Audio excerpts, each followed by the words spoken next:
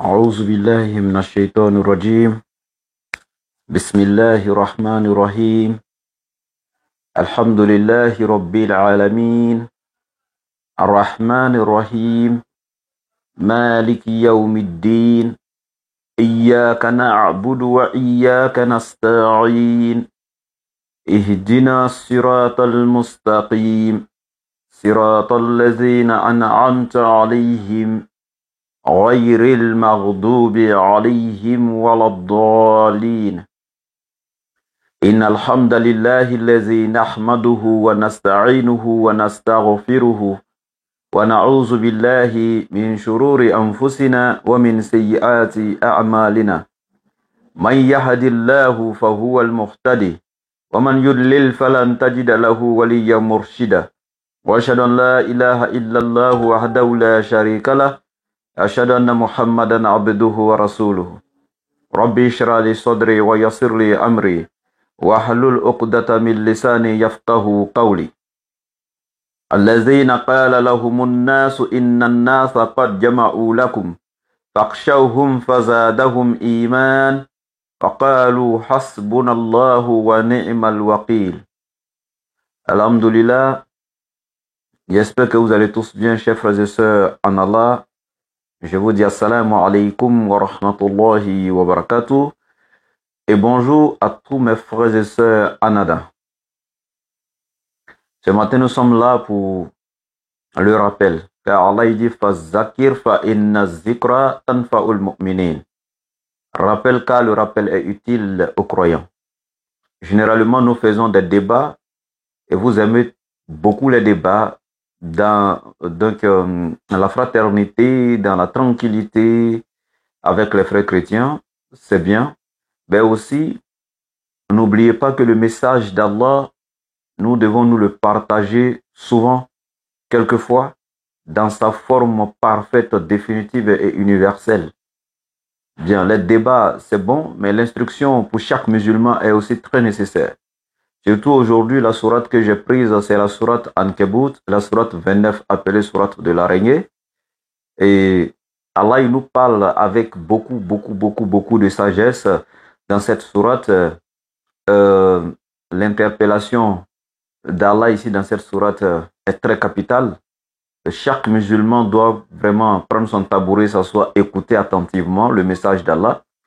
Cela non seulement purifiera sa foi, l'aidera donc à grandir dans la crainte révérentielle et à comprendre beaucoup de choses autour de sa religion, donc qui lui permettront donc d'éviter certains problèmes dans l'avenir et donc de rester sécurisé donc dans son iman qui est rien d'autre que sa foi. C'est pourquoi j'ai commencé par le verset. Allah dit rappelle car le rappel est utile aux croyants. A'udhu billahi minash shaitanir rajim. Je demande protection auprès d'Allah contre la tentation du diable banni, le shaitan. Bismillahirrahmanirrahim. De par le nom d'Allah, je commence cet enseignement matinal. Allah, le tout miséricordieux, le très compatissant. Allah il dit Alif Lam Mim.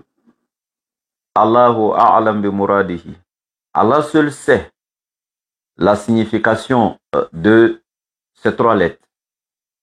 Vous savez, généralement dans les tafsirs, vous verrez les imams quand ils récitent ces lettres ou les autres qui sont semblables à ces lettres, ils ont tendance à dire ceci en arabe, Allahu a'lam bi muradihi, ou bien en français, c'est Allah seul qui sait ce que cela veut dire. En fait, c'est un défi d'Allah qui montre encore une preuve de la crédibilité, donc de la vérité absolue du Coran. Parce que le Coran est descendu chez un peuple qu'on appelle le peuple arabe, qui, avant la descente du Coran, et tout le monde était unanime que chez les Arabes, il y avait presque les plus grands poètes du monde. Ils maîtrisaient la langue arabe. C'est-à-dire que c'était une langue. Et nous savons, la langue arabe, je répète, la langue arabe, la langue araméenne et la langue hébraïque sont des langues sémitiques et c'est des langues très riches qui n'ont rien à voir avec le français et tout ça que nous parlons. Non. Le français n'est qu'une langue pauvre face à ces langues-là. Et on avait des gens chez les Arabes là-bas qui étaient assis dans la connaissance de cette langue-là. Comme je vous dis, des grands poètes. C'est-à-dire que des gens qui maîtrisaient cette langue-là dans son fond et dans sa forme. C'est-à-dire qu'ils pouvaient te conjuguer des verbes pas possibles. C'est-à-dire que te construire des phrases pas possibles quand tu les écoutais. Donc Allah, il va faire descendre son Coran dans cette langue et défier les plus grands savants de cette langue-là, dans leur propre langue. Donc c'est pourquoi dans son livre, il a mis des mots, même pas des phrases, hein. Ici, ces phrases allaient être trop compliquées. Juste des mots. Est-ce que vous voyez? Juste des petits mots. Il fait descendre dans le livre et il les défie. Vous qui pensez que vous êtes les plus grands savants de langue, les plus grands linguistes, venez interpréter moi ces mots-là. Jusqu'à aujourd'hui, il n'y a pas un arabe depuis l'Antiquité jusqu'à aujourd'hui qui a pu donner sens à ces mots. Tous ceux qui touchent ça et disent Allah seul sait ce que cela veut dire. Donc vous allez voir Alif Lam Mim Ra, Alif Lam Mim Ra, comme je l'ai dit, vous allez trouver Toha, vous allez trouver Yasin, Keful Ha ou Ya ou Ayn Sad, etc., etc., etc. Donc il y en a plein comme ça. Mais c'est Allah seul qui sait ce que cela veut dire. Bien. Je continue maintenant. Allah dit Ahasiban nasu an yutraku an yaqulu amanna wa hum la yuftanun. Allah dit Ahasiban nas. Les hommes pensent-ils ou s'imaginent-ils an yutraku que nous les laisserons comme ça, tout simplement, en yakulu, dit seulement, comme une affirmation gratuite. Nous les laisserons dire tout simplement comme ça, facilement, Amanna, nous sommes des croyants. Wahum la yuftanoun, alors que nous ne les avons pas éprouvés. C'est Allah qui parle. Subhanallah. Allah il dit, Ahasibanas. Les gens pensent que les êtres humains s'imaginent-ils? Ils supposent que nous les laisserons tout simplement comme ça. En train de dire Amanna, nous sommes croyants, nous croyons, nous sommes des véritables musulmans. Nous sommes renforcés dans la foi, c'est-à-dire que nous sommes enracinés dans la crainte révérentielle. C'est nous les oustas, c'est nous les imams, c'est nous les chouyouk. Les gens pensent que nous les laisserons dire cela comme ça gratuitement, alors que nous ne les avons pas éprouvés. Subhanallah. Vous voyez la sagesse qui est derrière le message d'Allah ici. Allah est en train de te dire, mon frère, ma soeur, oustaz, cheikh, imam, muallim, Allah est en train de t'interpeller en te disant, ce n'est pas parce que tu es croyant, ce n'est pas parce que tu dis que tu es cheikh, ce n'est pas parce que tu dis que tu es mu'min, tu es musulman, que lui, Allah, il ne t'éprouvera pas.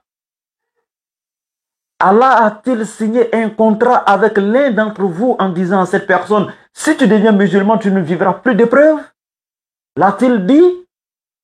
À qui est-ce qu'Allah a promis cela? Si tu deviens musulman, tu ne pourras plus vivre la pauvreté? Tu deviens musulman, tu ne pourras plus traverser la stérilité dans ta vie? Si tu deviens musulman, tu ne pourras plus être malade.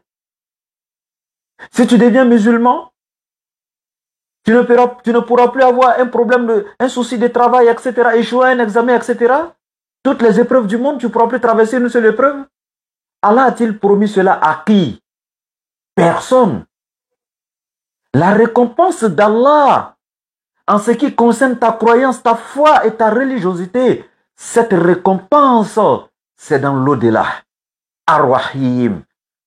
Ar-Rahim se trouve dans l'au-delà. Ar-Rahman, c'est ici. Ar-Rahman, Allah distribue Ar-Rahman à toutes les créatures. Il distribue ça entre toutes les créatures. Que tu sois musulman, chrétien, juif, polythéiste, bouddhiste, taoïste, zoroastrianiste, chamaniste, que tu sois athée, que tu sois polythéiste. Allah attribue cette miséricorde de Ar-Rahman entre toutes ses créatures. Tel qu'il donne la richesse aux mécréants, c'est comme ça qu'il peut la donner aux musulmans. Tel qu'il donne la subsistance aux mécréants, c'est comme ça qu'il peut la donner aux musulmans. Mais quant à Ar-Rahim, ça, c'est la récompense qu'Allah a préservée, que tout le monde n'aura pas, rien que pour les habitants du paradis, ceux qui ont été pués ici-bas, ceux qui ont été humbles ici-bas, qui se sont soumis à la volonté d'Allah ici-bas. Ça, c'est pour eux. Et Allah, il ne donne pas ça n'importe qui le jour de Yawm al-Qiyamah. Ça, c'est le paradis. La vie éternelle en d'autres termes. Mais quant à ce monde matériel, qui vous fait croire que vous ne serez pas éprouvé? Qui vous fait croire que lorsque tu deviens musulman, tu ne dois plus traverser d'épreuves? Je vois des gens qui sortent de l'islam parce que depuis que je suis devenu musulman, je ne fais que traverser d'épreuve en épreuve. Ça montre que l'islam n'est pas vrai. Allah ne m'assiste pas, il ne m'écoute pas, il ne me voit pas. Chaque fois j'ai des soucis. Subhanallah. Montre-moi une seule religion dans ce monde matériel.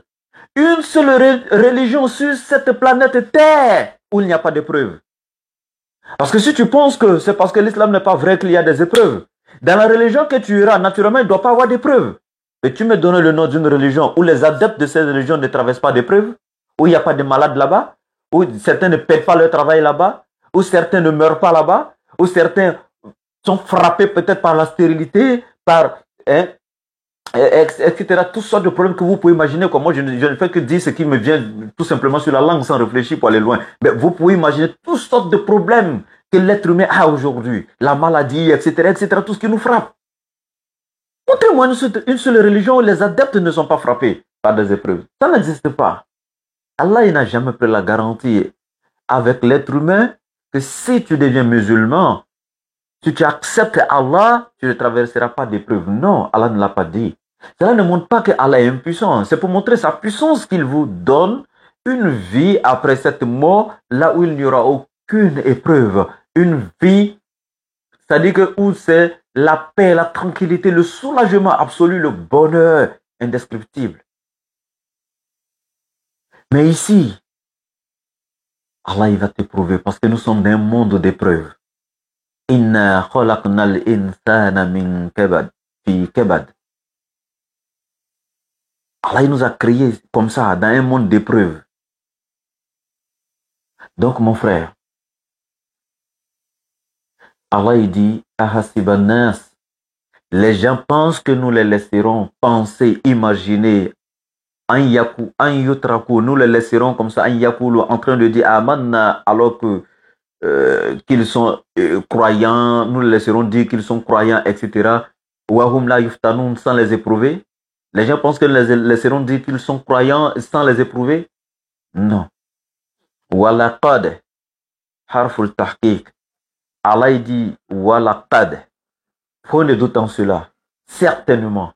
Allah est en train de cacheter cela même. Fatanal lazina min qabilihim. Allah a éprouvé les peuples qui les ont précédés. Les peuples qui nous ont précédés, Allah les a éprouvés. Mais pourquoi pas nous? Ceux qui nous ont précédés dans la foi, ceux qui nous ont précédés dans la croyance, ceux qui nous ont précédés dans l'islam, ceux qui nous ont précédés dans la crainte révérentielle, Allah les a éprouvés malgré leur crainte, malgré leur religiosité, malgré leur soumission, Allah les a éprouvés.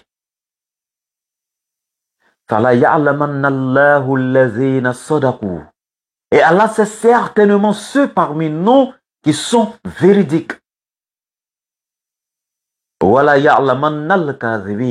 Et Allah il sait ceux qui sont menteurs.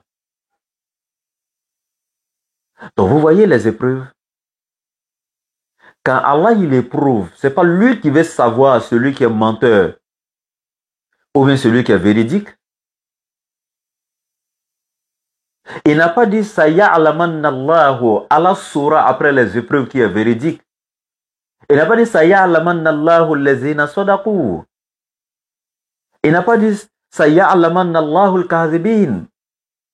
Allah il nous éprouve pour savoir celui qui est véridique ou celui qui est menteur. Non. Cela vous sous-entendrez que Allah n'est pas omniscient. C'est-à-dire que sans que Allah nous éprouve, il ne saura pas celui qui est véridique ou celui qui est menteur. Non, ça c'est pas ça. Nous, quand on va à l'école, le professeur, il nous éprouve à travers des épreuves, à travers des interrogations pour voir qui travaille pas. Sans les épreuves, c'est vrai qu'il peut déjà, par rapport à la manière dont ses élèves participent en classe, savoir déjà qui est un peu mieux que l'autre. Mais pour être sûr, il faut une épreuve. Mais quant à Allah, ce n'est pas le cas. Allah n'attend pas une épreuve pour savoir qui est plus savant, qui est véridique ou bien qui est un menteur. C'est pourquoi dans le verset, Allah il dit, Allah il sait ceux parmi vous qui sont véridiques et ceux qui sont menteurs. Allah il sait déjà. Mais quand Allah il nous éprouve, c'est pour nous-mêmes et notre entourage. Qui sont ceux qui sont propres à rester dans leur foi, malgré la difficulté des épreuves, et notre entourage saura qui nous sommes réellement dans la foi. Je suis imam. Je ne fais que chaque jour prêcher dans mon mosquée. Je suis oustaz. Je prêche chaque jour. Et c'est moi je dis aux gens, oui, pour surmonter les épreuves. Si ton enfant meurt, c'est la volonté d'Allah. Si tu n'as pas pu avoir mariage, c'est la volonté d'Allah. Si ton travail est gâté, c'est la volonté d'Allah, etc., etc. C'est moi qui suis en train de le dire chaque jour. Mais Allah il va me frapper par l'une de ces épreuves. Peut-être que mon enfant mourra. Peut-être que mon épouse mourra. Et les gens de ma communauté, ma mosquée, mes élèves, tout le monde dans mon entourage sauront maintenant, Oustaz lui-même qui nous prêchait là, comment est-ce qu'il est? Est-ce que c'est un excellent modèle ou pas? Est-ce que c'est un menteur? C'est-à-dire il nous parlait sur la langue alors que lui-même dans le cœur n'a pas la foi, il ne peut pas surmonter l'épreuve, etc. Donc c'est toi qu'Allah va présenter. Alors lui, il sait déjà qui tu es. Donc, mon frère et ma soeur, sache que les épreuves d'Allah dans nos vies ne sont pas la malédiction d'Allah. Les épreuves d'Allah dans nos vies ne veulent pas dire qu'Allah nous aime pas. Non. Les épreuves d'Allah dans nos vies ne veulent pas dire qu'Allah nous a rejetés. Les épreuves d'Allah dans nos vies ne veulent pas dire qu'Allah nous a abandonnés. Non. Au contraire, les épreuves d'Allah dans la vie du croyant prouvent que Allah t'aime. Parce que pour t'élever à un plus haut degré dans la spiritualité, c'est à travers les épreuves. Allah t'éprouve et au fur et à mesure que tu surmontes les épreuves, Allah t'élève en darajat. C'est pourquoi, depuis que le monde a commencé, ce sont les grandes choses qui vont ensemble, qui se superposent les unes sur les autres et c'est-à-dire que qui sont ce sont les grandes choses qu'on peut comparer les unes aux autres. C'est-à-dire on peut les comparer les unes aux autres, celles qui se superposent les unes sur les autres, et c'est celles qui vont ensemble, les grandes choses. Donc, pour un grand homme spirituel, il faut des grandes épreuves aussi également. Ça, c'est naturel. Regardez les prophètes d'Allah qui sont venus sur cette terre. Sayyidina Yahya, regardez la signification de son nom. Allah même, c'est-à-dire qu'un enfant avant sa naissance, c'est Allah même qui donne son nom avant sa naissance, c'est Yahya. C'est pas ton père qui a donné son nom. C'est pas sa mère qui propose son nom. C'est Allah lui-même, Azza wa Jal, qui donne le nom de cet enfant. Wallah. C'est Allah même qui donne. Yahya. Lam naj'allahu min qabli samiyya. Et Allah il dit, avant sa naissance, il n'a jamais eu d'homonyme sur cette terre. Lui n'a pas eu d'homonyme dans son existence. Avant son arrivée, il n'y a pas quelqu'un qui a porté son nom avant lui. C'est après lui. Aujourd'hui, on a les Yahya, etc. Mais Allah il dit, avant lui, il n'avait jamais eu quelqu'un qui a porté le nom. Lam naj'allahu min qabli samiyya. Un enfant à qui Allah lui-même a donné son nom avant sa naissance, Yahya. Hein? Dans Yahya, vous voyez quel nom? Vous entendez quoi dans le mot Yahya? El Hayyu. Il était vivant. Il était loin de la mécréance parce que la mort, c'est le symbolisme de la mécréance. Et la vie, c'est le symbolisme de la croyance. Un enfant qui n'a pas commis ce qu'on appelle le péché. Il n'a pas commis l'adultère, ni la fornication, ni le mensonge. Il était véridique, juste et droit, soumis à la volonté de son Seigneur. L'enfant que Allah lui-même, encore depuis bébé, Allah s'est chargé de son éducation. Il n'a même pas laissé ses parents être responsables. C'est Allah même qui l'éduque. Ya Yahya, khuzil kitaba bi quwwa. Subhanallah. C'est Allah même qui conseille l'enfant, qui pousse l'enfant même à aller étudier la parole d'Allah. Mais je vous dis, cet enfant-là, qu'Allah non seulement lui-même a baptisé, quand je parle de baptiser, c'est-à-dire a donné son nom de baptême, l'enfant, Allah lui-même a enseigné, a éduqué. Mais comment il est mort? C'est Yahya. N'est-ce pas qu'il a été décapité? Il a été décapité non seulement pour faire quoi? Pour faire plaisir à une prostituée. Tué par le roi pour faire plaisir à qui? À une prostituée. Décapité, subhanallah. C'est Yahya. Est-ce que toi, ton nom là, c'est Allah qui a descendu les anges pour nous donner à tes parents? Toi, tu peux être comparé à Sayyidina Yahya. Il était prophète. Est-ce que toi, tu es prophète? Lui, il a reçu son nom de la part d'Allah directement. Sayyidina Yahya. Celui qu'Allah lui-même a éduqué, a enseigné. C'est lui qu'Allah t'a parlé, toi. Mais mon frère, ma soeur, comment est-ce qu'il est mort? Décapité pour faire plaisir à une prostituée, subhanallah. Sayyidina Yahya. Oui, même les gens d'autres religions, même les chrétiens ne peuvent pas nier cela, parce que l'histoire se trouve chez eux là-bas. Mais même quand tu vas demander à un chrétien, est-ce que ça prouve qu'Allah est impuissant ou bien, même s'ils pensent que c'est Jésus qui est Dieu, est-ce que ça prouve que le Dieu était impuissant quand Yahya mourait comme ça? Ils vont te dire non, non, non. C'est juste une preuve, mais ça ne veut pas dire que le Dieu était impuissant. Donc si toi, tes petites, tes maigres épreuves que tu traverses là, ça a quoi à voir par rapport à Yahya que je suis en train de te citer là? Mais regardez sa place auprès d'Allah dans la spiritualité et regardez comment il est fini. Et on le tue pour faire satisfaction à qui? Une prostituée. Et toi, mon frère, ma soeur?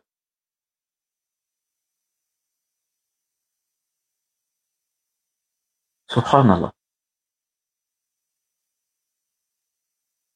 Regardez son père, Sayyidina Zakaria. Son propre père, Sayyidina Zakaria. Comment il a été tué également. Et bien d'autres prophètes qui sont passés.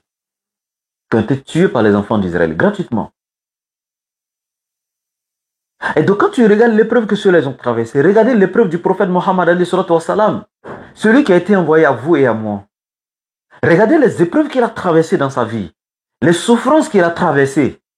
Mon frère, ma soeur, toi tu peux même pas, c'est-à-dire que les épreuves que lui il a traversées là, si on prend 0,1 de ces épreuves-là, puis on dépose sur toi là, yad, ça va, tu vas disparaître sous la terre avec. Mais lui, il était aimé par Allah que toutes les créatures, le prophète Mohammed alayhi salatu wa salam, Mustafa, hein? Muhammad, celui que Allah lui-même a loué. Allah seul est digne de louange, mais Allah même qui loue une de ses créatures, celui qui a été loué par Allah, Muhammad. Mais regardez ce qu'il a traversé. L'excellent modèle, la miséricorde pour l'univers. Et donc, Allah il continue en disant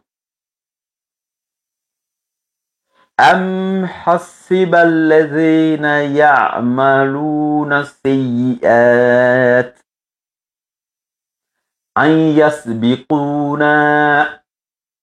Allah il dit, et ceux qui œuvrent dans les mauvaises actions, c'est-à-dire ceux qui ne font que commettre de mauvaises actions, qui sont en train d'œuvrer dans le mal, qui sont dans la fornication, dans l'adultère, dans la prolifération des enfants illégitimes, la dépravation totale des mœurs, dans le meurtre, etc., dans l'escroquerie, dans toutes ces choses-là, quelle que soit la forme de ce péché, etc., tous ceux qui vivent dans les actes immoraux et désavouables, Allah dit, pense-t-il que ils pourront nous échapper?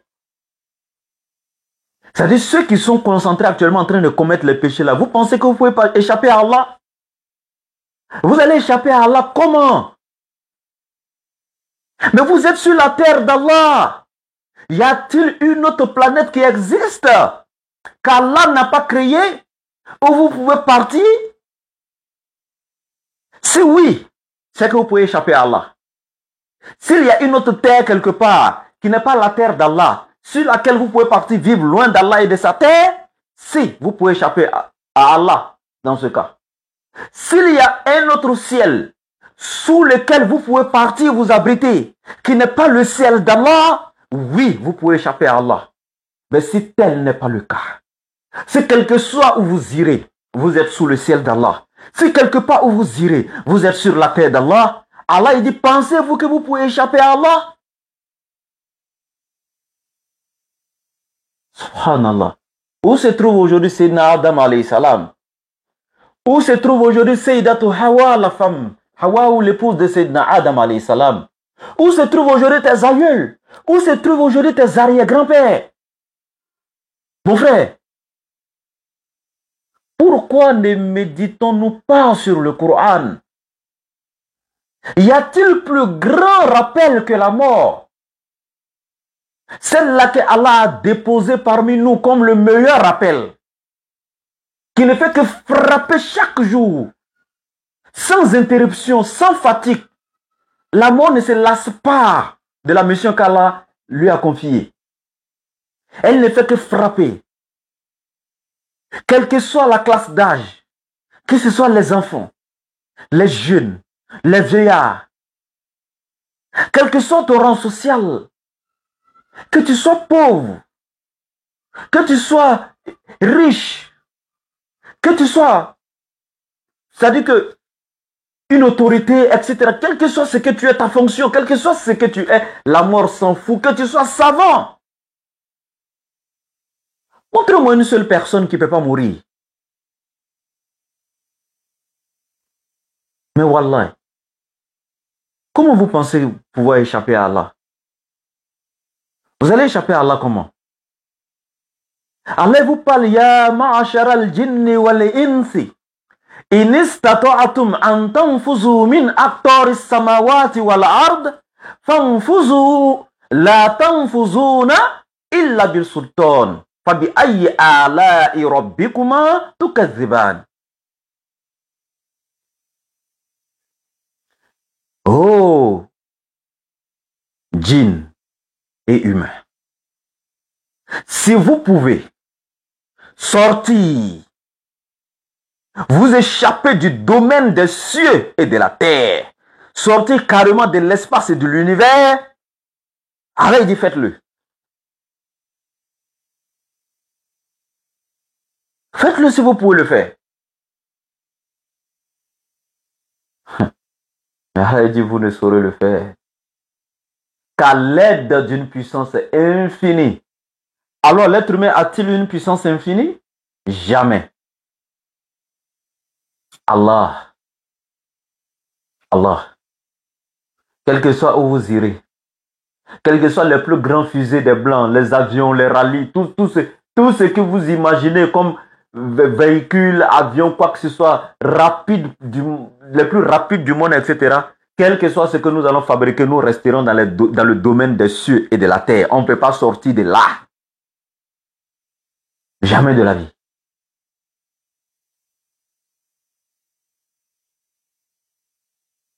Nous allons rester dans cet espace-là. Nous resterons dans cet univers-là. On ne peut pas sortir. Et Allah il dit, de ceux qui commettent le péché, pensez qu'ils peuvent échapper à Allah? Mon frère, imagine-toi même la simple maladie. Simple diarrhée, quand tu as ça, tu ne peux pas aller quelque part. Et personne ne peut passer entre toi et puis les toilettes même, le WC. Simple diarrhée, personne ne peut passer entre toi et puis le WC. Voici ta bouilloire à côté de toi. Voici le WC à 1 mètre. Simple paludisme. Alors tu frappes d'un petit palud, tu es couché, tu ne peux rien faire.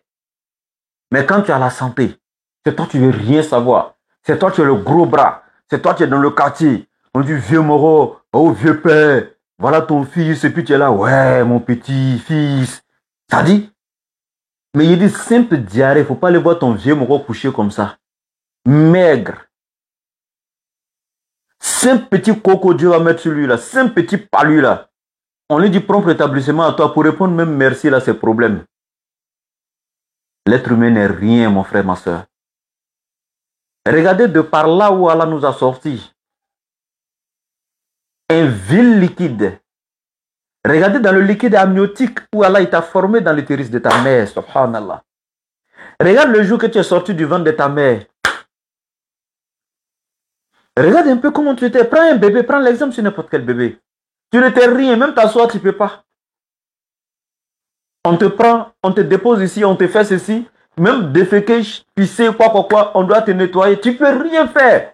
La nourriture, tu ne peux pas la prendre même de ta propre main dans ta bouche. On t'a nourri avec le lait, tout ça. Aïe. Et puis aujourd'hui, c'est toi qui es là comme ça, quoi. Le Dieu qui t'a fait grandir en vigueur, en force, en sagesse et en âge. Ne penses-tu pas que celui-là même peut encore te ramener comme tu étais avant, vers la naissance? Regarde un peu l'exemple sur les vieillards et les vieilles. Quand Allah nous a créé la première fois, nous étions comme un Doafan. Doafan, faible des bébés. Sans force, on ne peut même pas s'asseoir ni s'arrêter. Après l'étape de Doafan Kouwa, il nous a donné dans la jeunesse la force. Cette vigueur qu'on a pris pour montrer à tout le monde que nous sommes les gros bras, on ne peut pas nous arrêter. Même quand on veut te parler de Dieu, quitte là-bas et ton affaire d'Allah, on s'en fout. Allah, il dit, à partir de 70 ans, 80 ans, il t'amène dans l'étape de Kouwa pour t'amener à Doafan, comme quand tu étais. La manière dont tu étais petit. Et quand tu atteins un certain âge, tu ne peux plus t'arrêter, tu ne peux plus marcher. Tu n'as pas vu les vieilles de 90 ans là? Tu deviens comme un bébé. Moi, j'ai connu une de mes grand-mères là-bas qui faisait 4 pattes dans la maison, elle ne peut plus marcher, elle ne peut plus s'arrêter. Même avec une canne, elle ne pouvait plus. Subhanallah. Tu es qui? Tu n'es rien. Soit c'est la mort qui te frappe pour quitter sur cette terre, soit c'est la vieillesse qui te réduit en rien, d'une faiblesse pas possible. Tu es qui?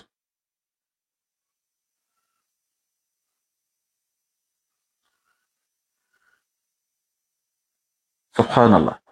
Allah il dit ceux qui commettent le péché, ceux qui désobéissent à Allah, qui font les mauvaises actions, pensent-ils qu'ils pourront nous échapper? Jamais. Sa'ama yahkumun. Ah, Allah il dit mais leur raisonnement est très mal. Si telle est leur pensée, qu'ils pourront nous échapper? Wallah, leur raisonnement est très mal, un très mauvais raisonnement. Ne réfléchissent-ils donc pas? La mort a-t-elle déjà laissé un être humain sur la terre? De plus de 200 ans? Montrez-moi quelqu'un ici qui a vécu 200 ans de nos jours. Montrez-moi un seul de tes arrière-grands-pères qui est là encore. Ne vois-tu pas que la mort ravage pour partir? Avant-hier, c'était tes arrière-grands-pères. Non, avant-hier, c'était tes arrière-grands-pères qui vivaient. Avant-hier, c'était tes grands-pères. Hier, ce sont tes parents, aujourd'hui, c'est toi. Demain, ce seraient tes enfants. Après, demain, tes arrière-petits-enfants. Ne prenez pas dire tes petits-enfants. Et après, demain, tes arrière-petits-enfants. C'est comme ça. Nous ne sommes pas éternels sur la terre. C'est pourquoi Allah, il parle de Khalifa. Mustakhlafina fihi. Nous sommes là pour nous remplacer les uns les autres sur la terre ici. Subhanallah. Faites très attention. Et Allah il continue en nous disant ceci. Man kana yarju lika Allahi fa inna ajalallahi la'atin. Celui qui espère rencontrer Dieu, c'est-à-dire Allah, cette personne-là doit savoir que le terme fixé par Allah aura immanquablement, en d'autres termes, inévitablement, en d'autres termes, inéluctablement lieu. Quiconque espère, croit en la rencontre d'Allah, quiconque croit qu'Allah nous ressuscitera et que nous comparaîtrons devant lui, devant le tribunal divin, que cette personne-là aussitôt maintenant sache que la rencontre avec Allah est inéluctable, immanquablement. Et le terme arrive, il est fixé et cela arrivera certainement. Et Allah il dit, wa huwa sami'ul alim. Allah entend tout. Il est l'audient. Tout ce que vous dites, Allah entend. Mon frère, quand tu te caches pour aller rencontrer raconter des conneries à la petite que tu n'as pas mariée. Ou à une femme mariée, à la femme d'autrui. Tu prends plaisir en cela. Hein? Tu aimes écouter, ça dit que c'est paroles de péché. C'est dans ça que tu prends ton plaisir. C'est dans les mauvaises choses que toi tu es. Tout ce qui n'est pas bon à entendre. Tu es au grain, tu ne fais que t'asseoir pour écouter les critiques des autres. Tu aimes entendre cela, les mensonges. Et tu participes, etc. Allah entend tout ce que vous dites. Et ce que vous faites. Allah entend tout ce que vous dites et ce que vous faites. Faites très attention. Tout ce que tu fais derrière autrui, Allah entend. Devant le monsieur, tu dis que c'est ton ami intime. Oh, c'est ton camarade intime. Vous faites tout ensemble. Mais le plus grand ennemi, le plus dangereux, c'est celui qui est tout près. C'est toi, tu passes encore à aller vendre la personne aux gens. Et tu viens t'asseoir pour pleurer avec elle. Et jouer les innocents, hypocrite que tu es. Allah entend ce que tu fais derrière les gens. Ce que tu dis derrière autrui, Allah entend. Et chacun sera rétribué, récompensé selon ses actes. Allah est Al-Alim. Celui qui embrasse toutes choses par sa science. Celui qui est le détenteur suprême de la science absolue. Allah n'a donné qu'une infime partie de sa science à l'être humain.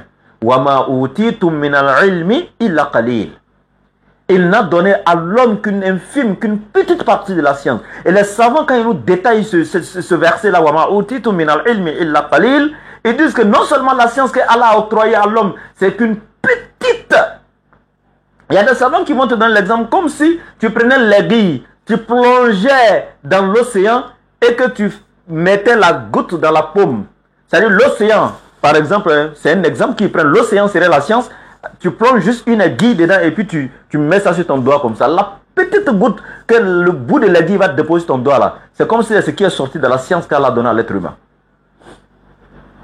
Mais non seulement la science elle-même, elle est tellement petite, mais les savants disent encore que ceux qui acquièrent encore cette science sont encore très peu, sont petits. Plus que ceux qui vont acquérir cette petite science encore. Voilà.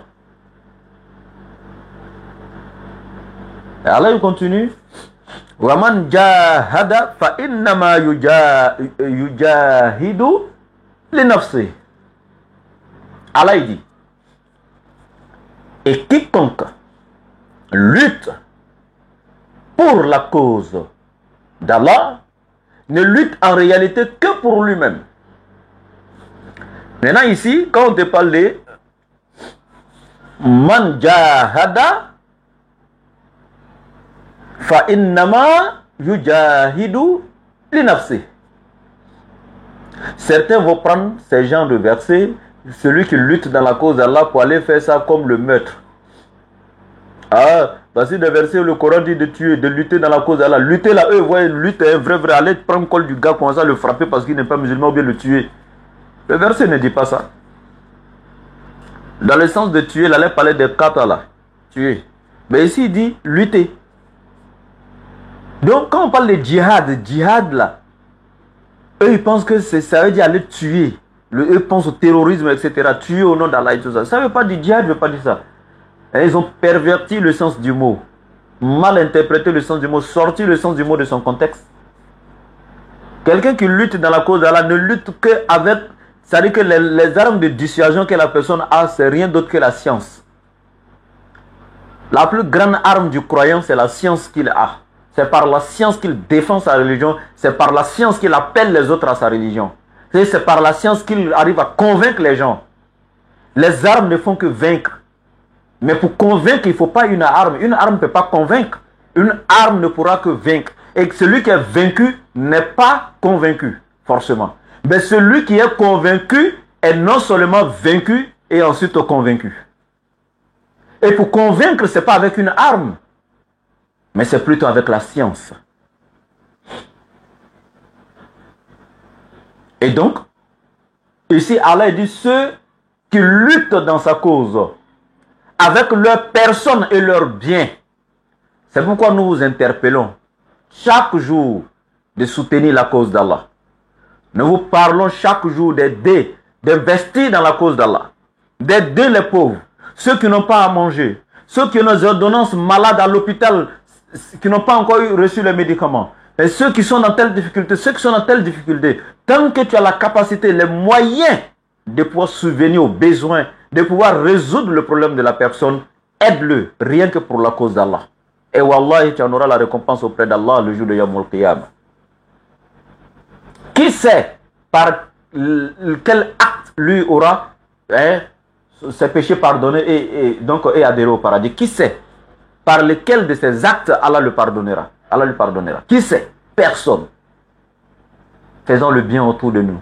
On ne sait pas de tous les biens que nous ferons par lequel Allah nous agréera et nous enregistrera parmi les habitants du paradis. Je profite pour vous demander de nous soutenir, de lutter dans cette cause de la DDR pour la construction du complexe islamique, pour l'encadrement des convertis. Nous vous demandons de nous aider, de nous soutenir à réaliser la construction de cet édifice-là, rien que pour la cause d'Allah, pour encadrer les convertis, pour les éduquer, donc pour les maintenir dans cette nouvelle religion et ne pas les laisser après leur conversion dans la rue, sans un lieu d'encadrement, pour que le shaitan encore les repêche. Nous vous demandons de nous aider, de nous soutenir à réaliser cela. Donc Allah dit, wa man jahada fa innama yujahidu li nafsi. Et donc ceux qui luttent dans la cause d'Allah ne luttent que pour leur propre personne. Tout ce que tu donnes dans la cause d'Allah, c'est pour toi-même que tu fais et c'est ce que tu recevras toi-même.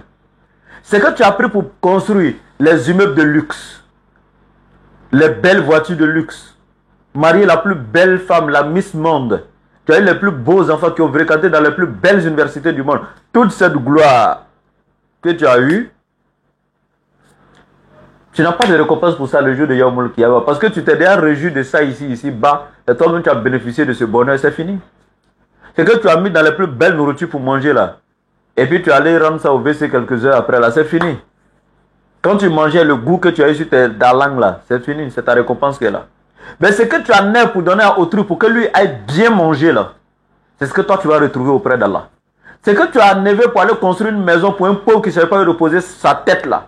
Ou bien qui avait une petite maison, mais quand il pleut, l'eau ne fait que rentrer sur lui pendant la saison des pluies. Et puis tu allais changer la toiture pour rendre sa maison un peu propre là.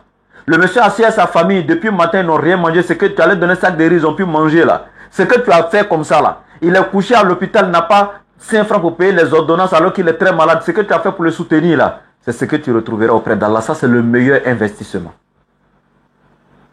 Donc tout ce que vous faites dans la cause d'Allah, cela revient à vous-même.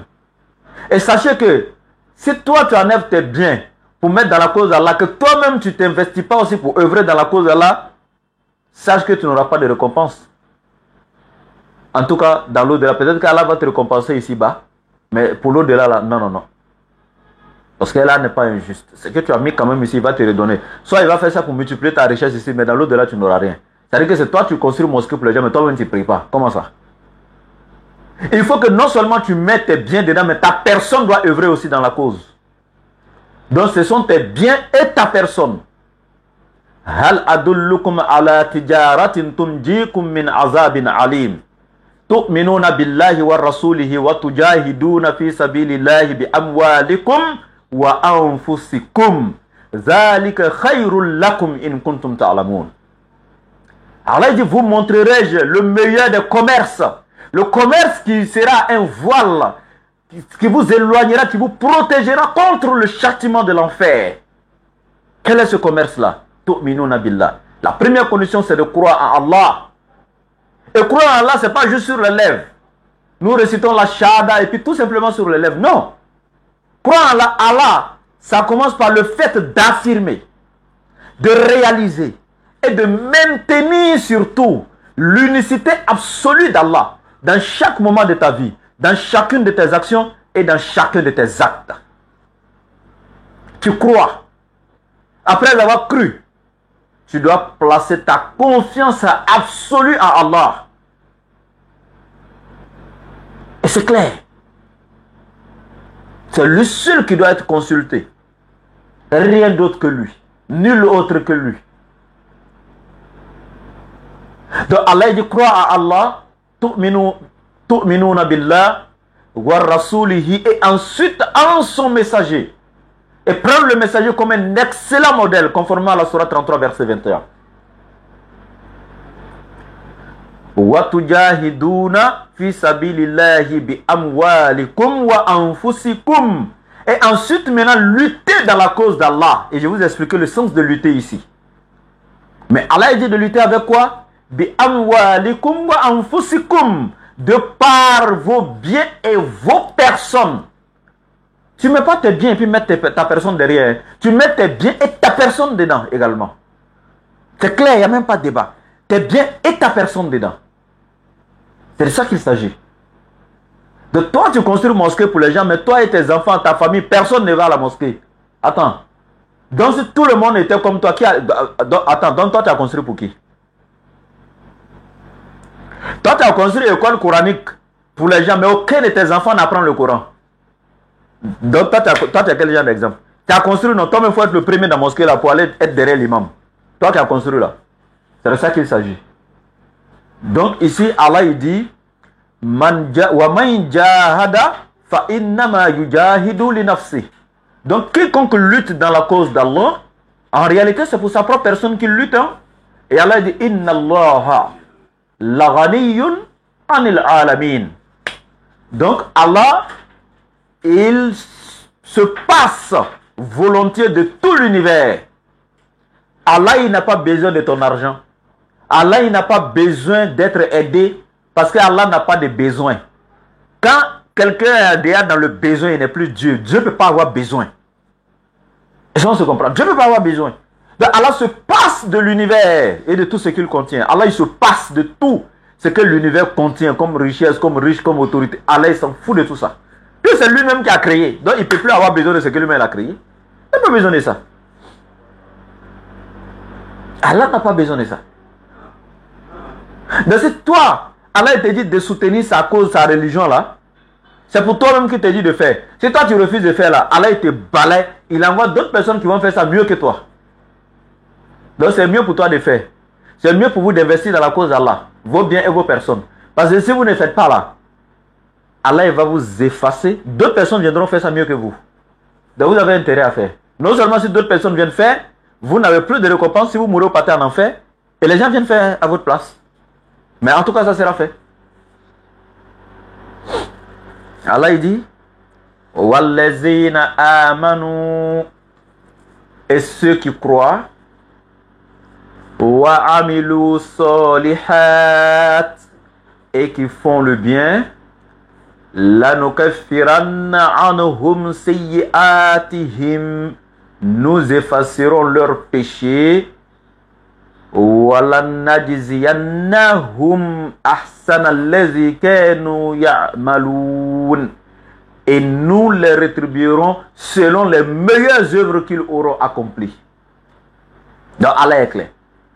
Tous ceux qui croient en Allah et qui font les bonnes œuvres, qui œuvrent dans le bien, qui aident les pauvres, qui soutiennent ceux qui sont dans le besoin, qui s'éloignent des actes immoraux désavouables, qui ne se concentrent que sur tout ce qui est bon et qui s'éloignent de tout ce qui est mauvais, Allah il dit ceux-là,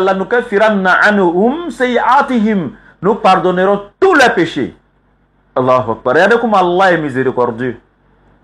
On va te dire quelque part d'aller te faire, c'est-à-dire que faut aller croire à la mort de quelqu'un, un innocent que Dieu a tué, verser son sang, pour que si toi tu crois à lui sa mort, c'est avant, c'est là que Dieu va te pardonner. C'est quel Dieu qui est miséricordieux, mais pour pardonner l'objet d'aller tuer un innocent d'abord, croire à la mort de cet innocent là avant de te faire pardonner. Ou je ne sais pas quoi, c'est lui-même ce Dieu là peut-être qui vient se faire tuer, de sorte que si tu crois en lui-même encore et puis lui-même il te pardonne encore. Je ne sais pas comment ça marche. Il se tue, il faut croire en sa mort pour être pardonné par lui-même encore. Et se sacrifie à lui-même. Je ne sais pas de quoi il s'agit. Hein. Si vous comprenez, expliquez-moi. Moi, je n'ai pas encore compris ça, mais si vous comprenez, expliquez-moi comment ça se passe. Mais voici un Dieu, Allah, qui dit, tu reconnais tes erreurs, tu te répands sincèrement. Et maintenant, tu crois en Allah et tu œuvres dans le bien. لَنُكَفِّرَنَّ عَنْكُمْ سَيِّئَاتِكُمْ لَنُكَفِّرَنَّ عَنْهُمْ سَيِّئَاتِهِمْ. Allah il dit, il pardonnera leurs péchés. وَلَنَجْزِيَنَّهُمْ أَحْسَنَ الَّذِي كَانُوا يَعْمَلُونَ. Et il les récompensera selon les meilleures œuvres qu'ils auront accomplies. Et Allah il continue en disant, وَوَصَّيْنَا الْإِنسَانَ بِوَالِدَيْهِ حُسْنًا. وَوَصَّيْنَا الْإِنسَانَ بِوَالِدَيْهِ حُسْنًا. Nous avons recommandé, nous avons enjoint à l'être humain d'être bienfaisant, d'être bon, d'être miséricordieux envers son père et sa mère. Je répète, Allah dit وَوَصَّيْنَا الْإِنسَانَ بِوَالِدَيْهِ حُسْنًا. Nous avons enjoint, nous avons exhorté l'être humain, nous avons recommandé, nous avons ordonné à l'être humain d'être bienfaisant, d'être bon, d'être poli, d'être respectueux envers son père et sa mère, d'être bienfaisant envers son père et sa mère. Allahu Akbar. Aujourd'hui, dites-moi comment nous sommes envers nos parents. Combien d'enfants aujourd'hui respectent le père et la mère? Combien d'enfants reconnaissent aujourd'hui la souffrance que maman a traversée pour eux? La souffrance que le père a traversée pour eux? Combien d'enfants? Combien d'enfants se braquent aujourd'hui contre le père, contre le mère? Combien d'enfants se sont fait aujourd'hui des juges ou des avocats ou je ne sais pas, des procureurs entre le père et le mère? Lorsqu'il y a des petites difficultés de couple entre papa et maman, les enfants se braquent. Souvent, c'est le père généralement qui est maltraité parce que les enfants sont souvent plus liés à la maman que le père. Tu es qui pour juger ton père de ce qui se passe en lui et ta mère? Subhanallah. Combien d'enfants n'ont jamais reconnu l'amour de leur papa à cause de certaines difficultés entre le père et la mère? Jusqu'après la mort du père, c'est en ce moment qu'ils regrettent de n'avoir pas été des enfants exemplaires, de n'avoir pas reconnu l'amour que le papa portait pour eux. Tu es qui pour être juge entre tes parents? Imaginez-vous un seul instant, ta mère qui t'a porté, peine sur peine, durant 9 mois de difficultés, souffrance après souffrance. Depuis le premier jour de la grossesse, dans les vomissements, dans les douleurs abdominales, tout le corps toujours fatigué. Le début de grossesse donne une paresse inexplicable.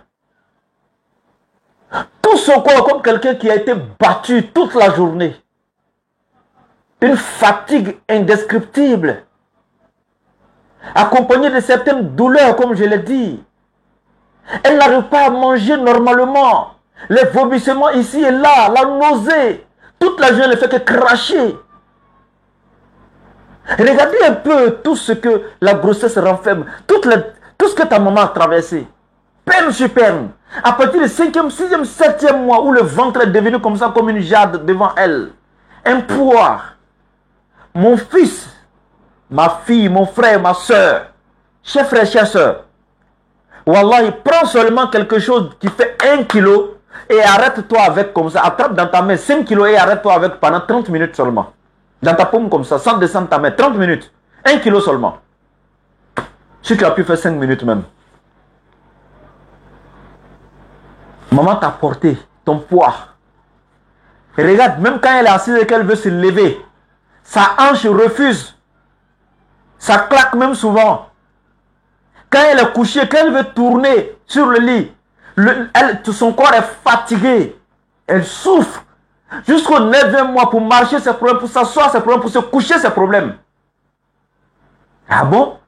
Elle a sacrifié sa vie en te donnant la vie. Même pendant l'accouchement, s'il arrivait qu'il y ait des difficultés, et qu'on doit choisir entre ta vie et la vie de maman, elle laisse. Wallahi, cette femme va accepter que c'est elle qui soit sacrifiée pour que toi tu viennes vivre. Wallahi, par amour pour son bébé. Aujourd'hui, c'est cette femme, quand elle te dit, je vais t'envoyer à un moment, je suis trop fatigué. Tu sais les fatigues que maman a traversées pour te mettre au monde, la souffrance qu'elle a traversée, les difficultés qu'elle a traversées pour te donner la vie.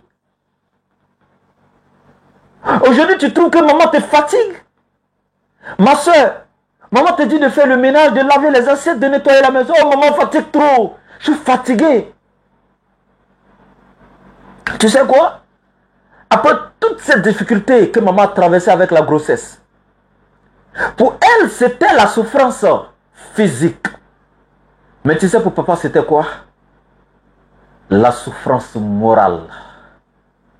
Est-ce que vous connaissez ce qu'on appelle la souffrance morale? Une souffrance qui peut rendre fou. Une souffrance qui peut déstabiliser moralement. Même quand il est au travail, il ne peut pas se concentrer. Surtout quand la période de l'accouchement approche. Il craint. Est-ce que sa femme va s'en sortir? Il est tellement amoureux de ta maman. Il aime tellement. Il craint la vie de sa femme. Il ne peut pas se coucher, ne pas penser. Il ne peut pas être au bureau, ne pas penser. Est-ce que ma femme va s'en sortir? Surtout, le jour où on l'appelle, on est en train de partir, ta femme à l'hôpital, le travail a commencé. Waouh! Il ne faut pas voir le vieux là, comment il transpire. Quand il arrive à la maternité, puis il est dans la salle d'attente. Il est là transpirant, à grosses gouttes, les mains sur la tête comme ça. Quand il voit la sage-femme sortir de la salle, il ne sait pas quelle réponse qu'on va lui donner. Est-ce que vous savez que la souffrance que papa a traversée là, cette souffrance morale, est-ce que vous savez? Il faut vivre ça. Ça ne s'explique pas, ça se vit en fait. Moi j'ai vu un vieux comme ça. Un papa qui était un voisin dans mon quartier. Le jour où on devait amener sa femme à l'hôpital. Subhanallah. Wallahi. Le vieux a souffert. Il a souffert. On dit que l'accouchement serait par césarienne. Pour trouver la somme de 150 000 francs avec quelqu'un, qui que ce soit, pour pouvoir aller s'occuper des dépenses, il ne trouve pas. Il va ici, on dit, mais la femme, le travail a déjà commencé, elle souffre. Et on attend l'argent pour aller faire l'opération. Non seulement comment avoir l'argent, il souffre comment avoir l'argent. Il souffre, sachant que sa femme est en train de souffrir dans les douleurs. Elle pleure. Le vieux là, il m'a fait pitié. J'ai coulé les larmes ce jour. Voilà, j'ai presque les larmes aux yeux déjà. Parce qu'il fallait voir le vieux pour vivre ce que j'ai vécu avec lui. Ce que j'ai vu. Voilà. Le vieux a connu ce qu'on appelle la souffrance. Wallahi. Mais vous savez quoi? Quand après il a réussi à avoir la petite somme qu'il cherchait. Quand après il a réussi à avoir cette somme. Il est enfin arrivé à l'hôpital. Et le chirurgien va commencer le travail. Le vieux assis dans la salle d'attente, les larmes aux yeux, il ne sait pas ce qui va se passer. Craintif, apeuré. Jusqu'à ce qu'on vienne lui dire,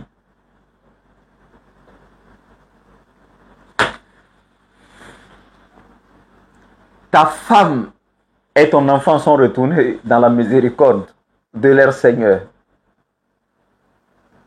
Les deux sont morts. Juste parce que les gens n'ont pas voulu l'aider à temps. Il n'a pas vite eu l'argent. Ou il a eu l'argent et puis on devait commencer l'opération. C'était déjà tard. La femme est partie avec le bébé.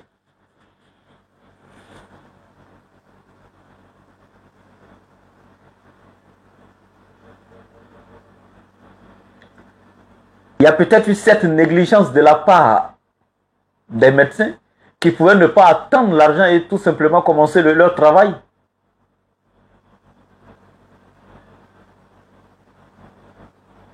Le vieux était inconsolable. J'ai vécu ça, j'ai vu ça de mes propres yeux.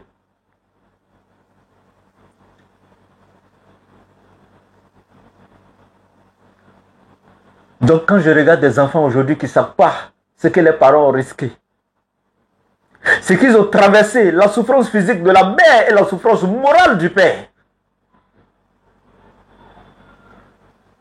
Et après l'accouchement, l'allaitement pendant 2 ans presque, la mère a fait ça avec toi. Un bébé peut se réveiller la nuit au moins 2 à 3 fois dans la nuit. Ta mère a passé près de 2 ans, elle n'a pas eu une nuit entière où elle a dormi entièrement la nuit à cause de toi. Jamais. Pendant près de 2 ans, tu peux la réveiller 2 à 3 fois dans la nuit. Pas elle seule. Parce qu'elle dort avec toi près de papa. Lui, il a fait toute la journée au travail. Il est fatigué. Il arrive le soir où il veut juste se reposer. 30 minutes, tu commences à crier en même temps. Maman te prend, le sommeil de papa aussi est gâté. Elle t'a allaité un peu. Tu es couché. Où il veut le regagner le sommeil, papa veut replonger, se reposer encore. Mais tu commences à crier encore. Il va se réveiller. Matin, là, il n'a pas passé un bon sommeil. La fatigue ne fait que s'amplifier. Et il retourne encore au travail comme ça. Maman, on n'en parle pas. Elle n'a pas dormi la nuit. La journée, elle doit continuer encore à s'occuper de toi. Te sortir toujours des couches, etc. Laver tes petits chiffons et autres. Préparer encore, faire les ménages. Ayez pitié de vos parents. Tu n'es pas obligé d'avoir de l'argent pour avoir pitié de papa et maman. Juste obéis à papa, obéis à maman. Tu peux donner tous les milliards du monde à ta mère, mais si tu ne lui obéis pas, tu n'es pas bon envers elle. Les parents ne demandent pas assez. Ils demandent tout simplement ce que les enfants les reconnaissent. Et que vous les estimez à leur juste valeur. Faites ce qu'ils vous demandent dans le bien. Obéissez à vos parents. Si papa et maman t'ont envoyé à l'école, ils attendent de toi de travailler bien. Ils n'attendent pas de toi de quitter devant eux en kaki, en bleu-blanc et aller te coucher toute la journée chez ton copain ou chez ta copine. Ou avec tes camarades dans une sortie quelconque. Revenez le soir disant que tu étais à l'école. Et à la fin de l'année, papa se rend compte, arrivé à l'école, que tu ne faisais pas les cours. Il regarde le cahier d'appel de la classe, tu étais toujours absent. Est-ce que là, pour satisfaire papa, tu avais besoin d'argent? Tu avais juste besoin de juste aller apprendre. De juste te concentrer sur les études. Non seulement regarde toutes les souffrances que maman et papa ont traversées pour toi. Après ça, papa a continué à te nourrir, à te soigner quand tu es malade, à t'habiller. Il allait à l'école payer de l'argent, des frais de scolarité, payer tes fournitures, payer ton uniforme. La seule chose qu'il attendait de toi, la seule chose que maman attendait de toi, c'est que tu puisses aller t'asseoir en classe et écouter le professeur, bosser tes cours, avoir une bonne note pour que tes parents soient fiers de toi. Est-ce que c'est trop te demander ça? Et si tu réussis encore, au moment où tu vas réussir, avoir tes diplômes, commencer à chercher travail, papa et maman sont déjà vieux. Ils n'auront même plus 10 ans pour bénéficier de ta réussite. Peut-être même juste même l'année même où tu allais passer le concours, ça marchait net. La même année, papa et maman sont décédés. On a vu ça combien de fois? C'est pour toi qu'il faut, c'est pas pour eux. Mais aujourd'hui, si papa voulait vivre dans le luxe, là, il l'aurait fait. Il a vu certains de ses amis en train de vivre dans le luxe. Certains de ses amis qui ont des maisons de luxe, qui ont des voitures de luxe. Mais le fait que papa a 7 enfants, là, le peu d'argent, le peu de moyens qu'il a assez, il met ça dans le luxe, dans la voiture de luxe. Comment payer la scolarité? Comment construire l'avenir de ses 5 enfants? Comment les nourrir? Comment les soigner? Papa a décidé de ne plus vivre dans le luxe, de prendre le peu de salaire qu'il a et investir en vous. Vous soigner, vous habiller, vous scolariser, s'occuper de vous, payer, acheter des concours pour vous, etc. Et aujourd'hui, papa qui a sacrifié sa vie de luxe pour que toi tu sois ce que tu es aujourd'hui, le peu d'argent que toi tu as eu aujourd'hui, tu commences à travailler. Papa t'appelle et te demande la somme de 50 petits 1000 francs. Tu as un salaire de moins 400, 500 000. Papa te demande 50 000. Voire 20 000 francs CFA. Tu ne peux pas donner à papa.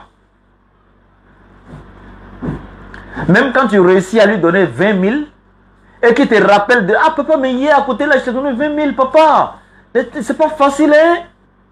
Mais il suffit que ta copine Une petite sorcière qui a mélangé ta tête au quartier quelque part là-bas te demande ne serait-ce que même 200 000 francs. Tu cours même, tu comptes les billets pour lui donner. Tu lui donnes même souvent plus que ce qu'elle ne t'a demandé. Une seule sortie avec elle dans un restaurant, tu peux laisser là 100 000 au restaurant et puis sortir. C'est dans les restaurants de luxe que tu vas manger. Pas n'importe quel plat. Les plats de 50, 60 000 francs avec ta copine, ta fiancée ou je sais pas quoi. Mais papa et maman sont au village là-bas. Il n'y a même pas, à peine avoir un seul morceau de viande ou de poisson dans leur sauce. Tu es comment? Tu as oublié, hein? Hein? Regardez nos mamans, nos pauvres mères qui sont au village. Qui souffrent. Souvent quand elles sont veuves, papa ne vit plus. Qui souffrent pour aller faire des petits jardins. Tu vas aller trouver la vieille dans un petit jardin en train de cultiver de la tomate, aubergine, gombo, oignon. C'est ça, elle va prendre, aller vendre au marché. Ces petits vivriers, elle va aller vendre ça un peu. 50 francs, 100 francs, 25 francs au marché. Collecter ça un peu. S'occuper de tes études quand elle n'a plus un autre soutien, elle a perdu son mari. Hein? C'est ces petites tomates, ces gomos, elle va récolter, vendre quand il y a un jour de fête. Elle est là dans ses vieux pailles un peu déchirés, raccommodés partout, qu'elle attache pour aller au champ pour venir là. Elle a toujours ça. Mais elle préfère prendre le peu qu'elle a gagné encore au champ, là, aller payer des beaux habits pour vous habiller, les grands jours de fête. Et puis elle est fière de vous voir bien habillée, mais elle est dans son vieux petit pagne, dans sa petite jupe raccommodée. Mais elle est fière de vous voir, vous bien habillé. Combien de fois cette femme a sacrifié son bonheur pour vous? Est-ce que vous connaissez la maman?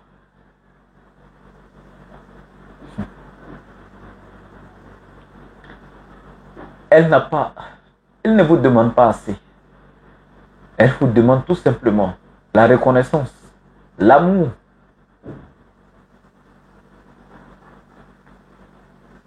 C'est tout simplement ce qu'elle vous demande. Tout simplement ça. Est-ce que c'est assez?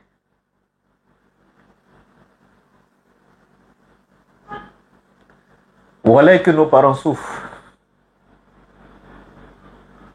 Allah dit Wakado rabbuka alla ta'budu illa iyyah.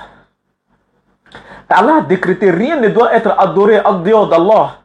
Wabil walidayni ihsana. Et Allah il exhorte l'être humain en ce qui concerne tes deux parents, sois bienfaisant envers eux. Imma yablughanna indaka al-kibara ahdahuma aw kilahuma fala taqul lahumā uffin wa la tanharhumā wa qul lahumā qawlan karīmā. Est-ce que c'est trop vous demander? Ne jamais hausser le ton quand tu parles avec tes parents. Combien parmi nous? Il suffit que maman nous parle un peu. Oh maman, tu me fatigues là. Subhanallah. Wala tanharhuma wa qul lahumā qawlan karīm. Parle-leur de la meilleure des manières. Baisse la voix, respecte ton père et ta mère.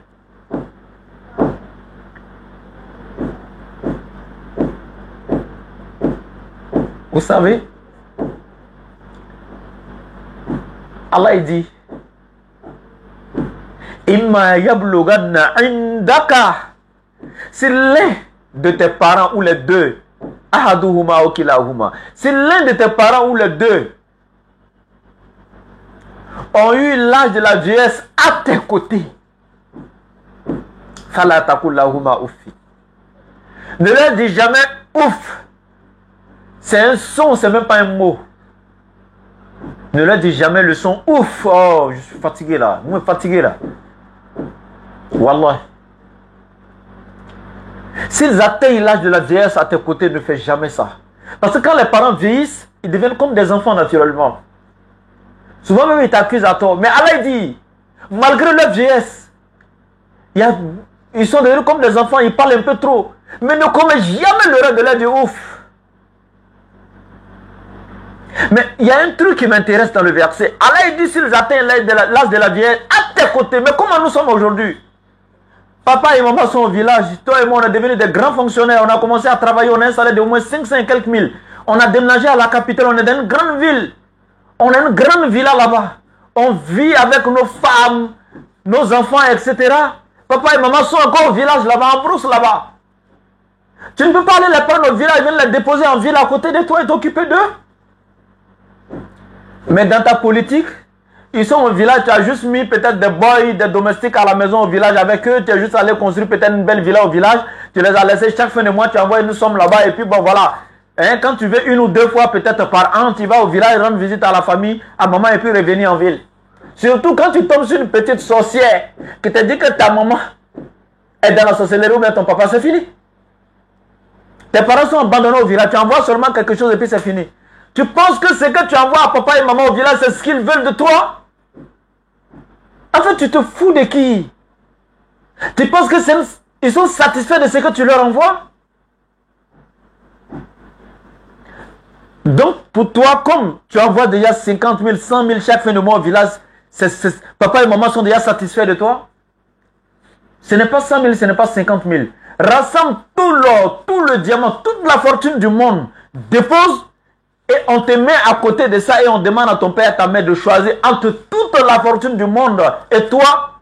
Wallahi, ta mère te choisira toi et non toute la fortune du monde. Donc si c'est toi qu'elle choisira plutôt que la fortune du monde, sache que ce n'est pas tes 50 000 que tu envoies au village que maman veut, c'est ta personne. Alors mon frère, prends maman, viens la déposer en ville à côté de toi. Elle doit être à tes côtés. Tu dois te réveiller chaque matin aux côtés de ta mère, dans la même maison. Aller vers elle. Maman, comment tu te réveilles ce matin? Est-ce que tu vas bien? Est-ce que tu as bien dormi, maman? Tu passes à table avec elle. Tu prends le petit déjeuner avec ta mère. Elle doit te voir. La chaleur, cet amour-là, c'est ce que maman veut. C'est mieux que de la jeter quelque part et lui envoyer 100 000 par mois. La maman n'a pas besoin de ça.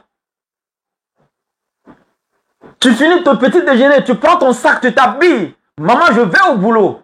Maman te bénit quand tu vas au boulot. Voici la meilleure des réussites, mon frère, ma soeur. Et toi?